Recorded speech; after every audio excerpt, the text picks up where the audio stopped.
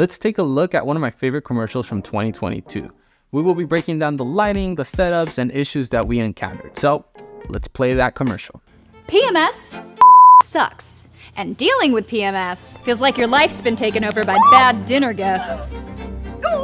Meet Flow Vitamins, the first all-in-one PMS relief vitamin made with clean, science-backed ingredients that reduce hormonal weight gain, clear hormonal acne, crush cravings, and cut cramps. Sweet relief. Go to flowvitamins.com to put PMS symptoms in the past. With Flow by O Positive. As you can tell, this is a really funny commercial as it's been everything that we do at Raindrop. This was with the Raindrop Agency. I was just the DP. Now, first off, the lighting for this. We ended up throwing a chandelier because this is a period piece, so we can only really light by fire, right? Candles, daylight. That's the only light we can bring in. So we ended up having this chandelier hanging over the table.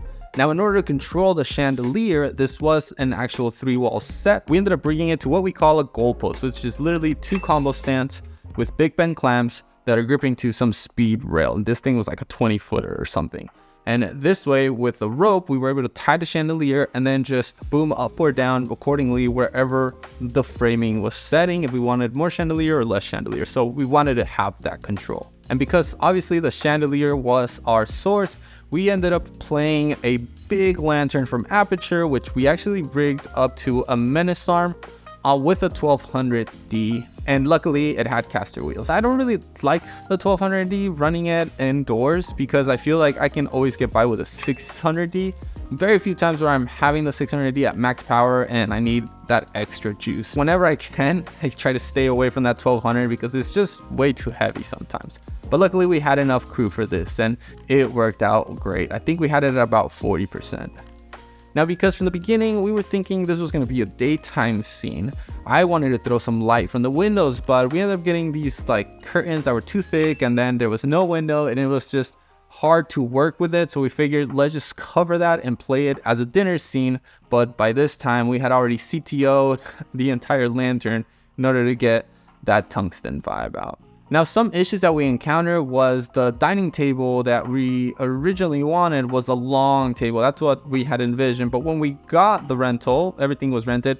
Great set, by the way, by the Raindrop crew.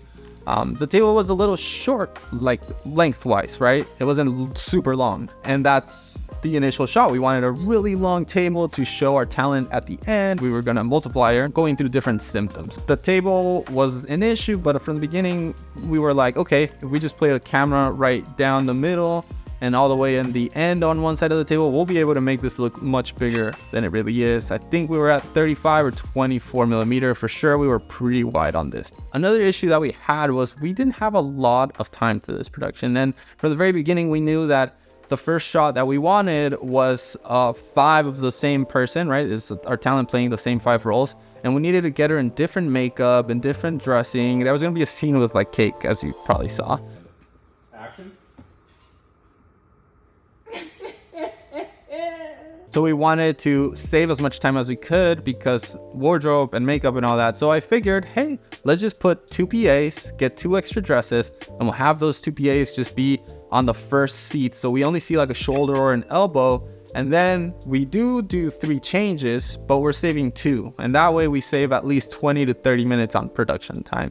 And we ended up following with it. It worked out, and I think the results worked out with what we had in mind. Now, this is one of my favorite shoots from last year. I'm really happy with most of the framing, if not all. I really went with this West Center vibe. As you can probably tell, most of it is centered. There was this like beautiful detail on the walls that made these great frames for me to just follow through.